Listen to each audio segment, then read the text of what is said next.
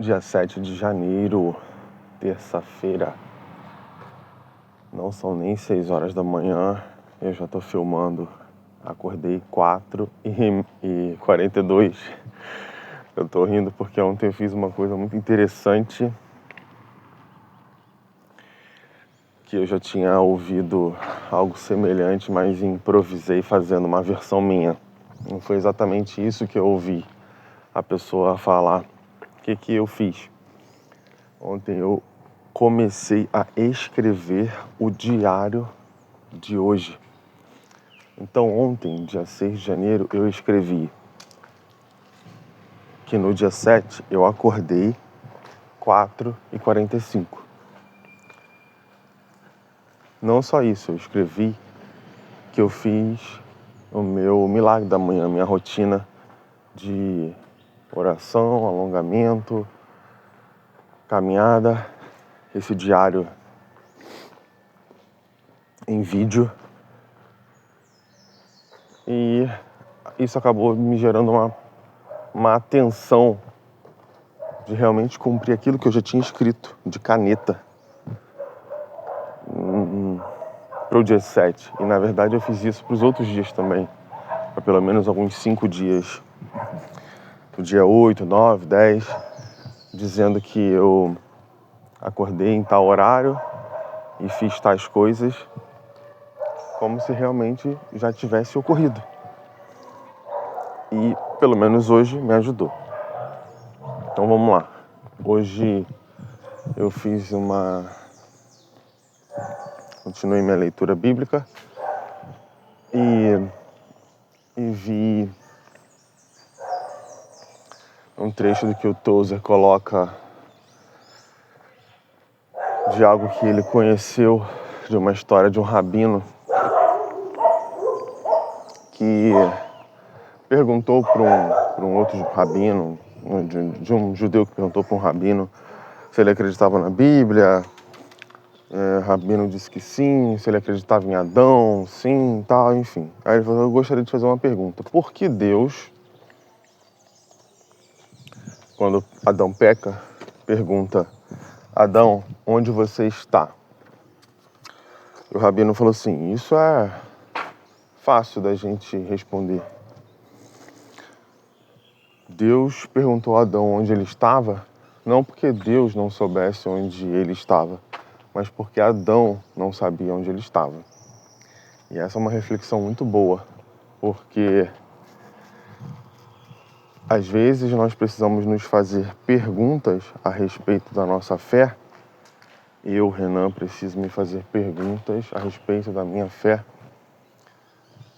para eu saber onde eu estou, para eu saber para onde eu estou indo, para eu saber onde eu estou e para eu saber para onde eu estou indo. Porque a depender da qualidade da minha resposta sobre mim mesmo, se eu consigo ser suficientemente honesto e guiado pelo Espírito para responder, pelo Espírito Santo, para poder responder isso de maneira suficientemente honesta, eu vou saber o que estou fazendo da minha vida com Deus. No prosseguimento da minha leitura de outros livros, que por enquanto ainda continua sendo Além da Ordem, do Jordan Peterson, eu comecei o primeiro capítulo. Esse livro você não precisa ficar lendo ele de maneira sequencial, você escolhe os capítulos e cada capítulo tem as suas razões e as suas explicações, enfim, tem o seu conteúdo à parte dos outros capítulos. O primeiro capítulo se chama Não denigra as instituições sociais ou as criações, ou as realizações criativas de maneira negligente. E no início ele fala que ele tem uma neta, a Elizabeth Peterson, que ela descobriu o seu dedo indicador. Ela descobriu o seu dedo indicador e descobriu que apontar para as coisas e fazer determinados tipos de graça, apontando para as coisas, fazia as pessoas ao redor dela, darem atenção a ela.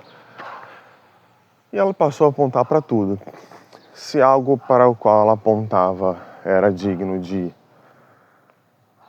palmas, digno de algum tipo de louvor e brincadeira e atenção, ela prosseguia apontando para aquele tipo de coisa. Caso não, ela acabava, se as pessoas não davam atenção para determinado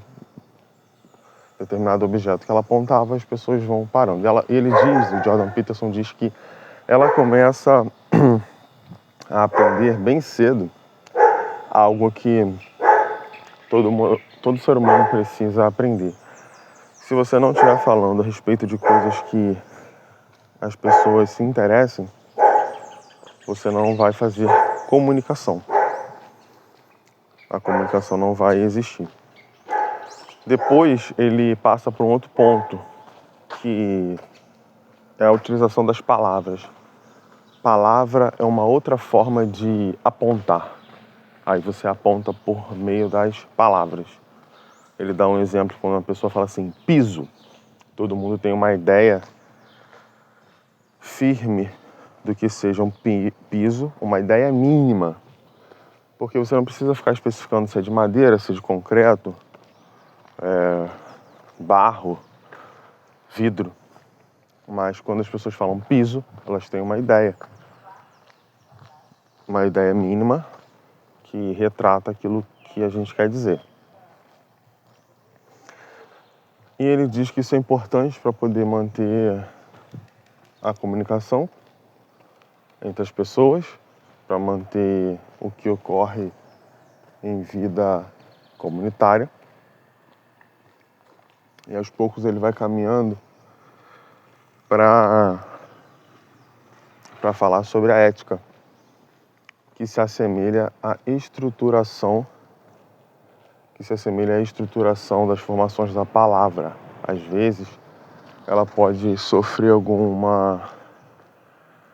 tipo de variação, ela pode ser um pouco flexível, assim como a palavra, mas ela tem um conteúdo mínimo, ela tem um conceito mínimo, ela tem uma estrutura mínima de organização da sociedade. E esse conceito foi criado justamente para poder, assim como a palavra, manter a sociedade coesa. As palavras fazem isso e a ética também. A ética seria, assim como as palavras mantêm as pessoas coesas, né? A comunidade coesa, falando, porque tem uma estrutura mínima na sua própria formação inteligível. A ética também faz isso, mas com comportamento. A linguagem faz com a fala, a ética faz com o comportamento. É isso, Pedro. É isso, Renan. É isso, Renan. Esse canal é pro Pedro, mas é primeiramente para mim. Para eu organizar minha mente. É para eu ter a disciplina de continuar conversando comigo mesmo. Porque para você raciocinar, você precisa de pelo menos 2 pessoas. E hoje, até agora, o dia tem sido muito bom. E o dia vai continuar sendo muito bom. Sou grato a Deus porque Ele está me abençoando. Porque hoje é o 7º dia do ano. Ou seja, a primeira semana do ano já ocorreu.